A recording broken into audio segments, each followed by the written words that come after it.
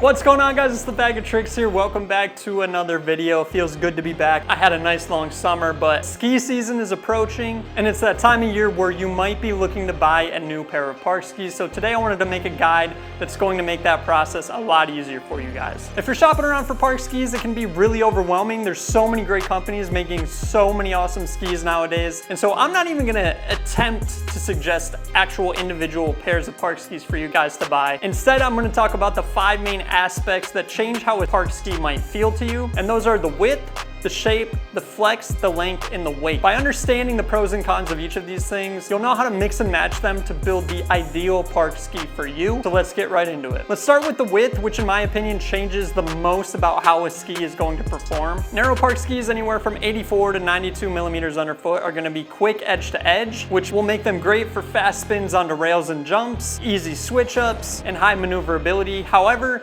you are sacrificing stability because there's simply less ski to land on, and they won't be able to handle much more than hard packed snow conditions or groomers outside of the park. Wider park skis from 94 to 105 millimeters underfoot, somewhere around there, are gonna be a bit heavier, a bit slower edge to edge. They're gonna be harder to whip around on your park tricks, but they are gonna offer more stability on landings, and you're able to take them outside of the park and rip on a lot more terrain than you would with a narrow pair of skis. So my take when selecting a width that works for you is, if you're looking for a dedicated park ski and you do not care about skiing outside of the park on these at all, then always go narrow. You don't have to really worry about that whole stability thing because X Games big air skiers are using narrow park skis year after year after year, and they never have any issues with it. But if you do want a ski that performs well all over the mountain and you ski a lot more than just park, then you are gonna want to opt for a wider ski. All right, up next and second most important when it comes to how a ski is going to perform, in my opinion, is the shape. So in general, you're gonna have your 2 main shapes of park skis, which are camber and rocker.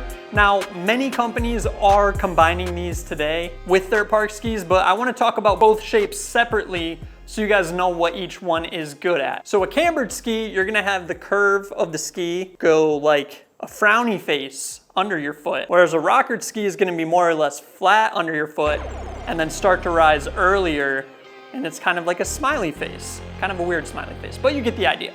Cambered ski is typically gonna be more poppy, more snappy, more explosive. They're gonna have higher stability, higher edge hold. These are the skis that you're gonna want for larger jumps, or if you like to carve aggressively, or just something explosive and powerful. A rockered ski, on the other hand, are gonna have their tips and tails rise earlier in the ski. Rockered skis are great for butters, presses, surface swaps. To me, they're a lot more fun on smaller jibs and rails, smaller jumps, maybe even flat ground, but generally they're gonna feel softer and less explosive than a cambered ski. But like I said, many companies nowadays are combining both camber and rocker, so you're gonna get a little camber underfoot and then early rise tip and tail. But knowing which of these shapes work more towards your style of skiing is still really important, so you can make that decision. Moving on, let's talk about flex. So softer skis are gonna be easier to bend, which means they're gonna be easier to butter and press. But this type of ski will start to feel unstable at higher speeds. You'll start to get chatter when you're really hauling. So on the bigger features, the bigger jumps, the bigger rails, you will feel a bit more unstable coming into those features at high speeds. And typically these lack the pop and explosiveness that a stiffer ski will offer you. Stiffer skis are more powerful and more stable at high speeds and on big features. They have more pop and explosiveness, but they're gonna take a lot more effort to press and flex and butter. And just in general, I consider them less playful. A quick note on the flex though is your weight is going to play a major role here. A lighter weight skier can get away with skiing on a flexier ski and not notice it as much as a heavier weight skier who on that same flexi ski will notice the flex a lot more. So keep that in mind when making your decision. Next up is length. This one is interesting. The recommendation from ski shops and ski professionals is to ride a ski that is anywhere from chin length to forehead length, which does leave a lot of wiggle room, but that's basically where you want to start. Like anything within this range is a ski that can work for you. From there, you can opt to go on the shorter end, the taller end, or somewhere in the middle. And if you're gonna go for a shorter ski, these are going to be easier to maneuver. The swing weight, which means how heavy they feel underneath you when you're spinning, is gonna be a lot lower and just in general, they're gonna be a lot easier to control because there's just less ski to worry about. However, you are giving up stability and in some cases style. I know a lot of people consider shorter skis to be less stylish. Personally, it doesn't really matter to me. I don't really notice the length of people's skis, but there's people out there that say long skis are the way. And hey, if that's your opinion, then you're probably not gonna wanna go with a shorter ski. A longer ski, on the other hand, is going to be heavier. It's gonna be harder to whip around because there is that added length, which means there is that added swing weight. And yeah, it's just gonna be more difficult to control these and manhandle these during tricks. But yeah, they're gonna perform better at high speeds on big features. There's just more ski to take those impacts for you. So yeah, definitely more stable with the longer skis. Personally, I like to keep my skis in the middle of the range for me. You can kind of see back here the range of lengths that I have skied from my shortest up to my longest. My shortest being 175, these guys being 177, and then my chronics being 178. So I've skied a wide range of lengths, and yeah, I personally like a shorter ski. I like to be able to whip them around, control them more. And with my knee injury, post-knee injury, I tend to opt for a shorter ski to reduce the chances of the tips and tails hanging up in snow and just kind of twisting weird when I'm landing. So that's my personal preference, but hey, everybody has their own. Okay, so finally we'll talk about weight and how all of the combinations of what we just talked about can play into building that ideal ski for you. So with weight, the lighter the ski, the easier it's going to be to, again, kind of manhandle during your tricks. You're not gonna notice them as much on your feet.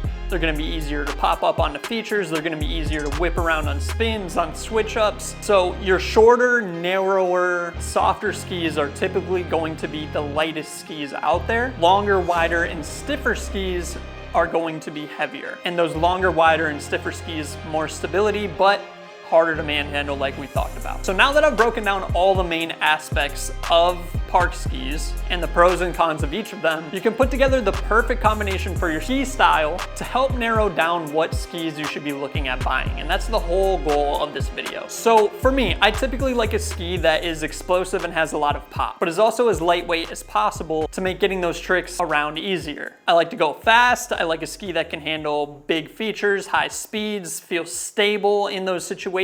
So what do I opt for? Well, that's gonna be a narrow ski to reduce the weight, a camber shape that's stiff for that poppy explosiveness and stability at high speeds, and a shorter ski to, again, reduce the weight as much as possible. But let's say you really love the idea of a rockered ski, but you love jumps and you love to go big and you love to go fast. I mentioned that rockered skis are typically softer, a little bit less stable, but more playful. So that might seem problematic, like it might seem like you can't get a rockered ski that can handle the big stuff, but you can always increase the stiffness of rockered skis. There's rockered park skis out there that are stiff. Vishnu makes probably the most rockered ski shape out there for park skiing, and they have the Wet Plus, which is this ski right here. So when I got the Wet Plus, I wanted a rockered ski shape. I wanted that playfulness that the rockered shape offers, but I wanted it stiff enough to be able to handle jumps and bigger rails and stuff like that. And the Wet Plus is a stiff rockered park ski. So you can find combinations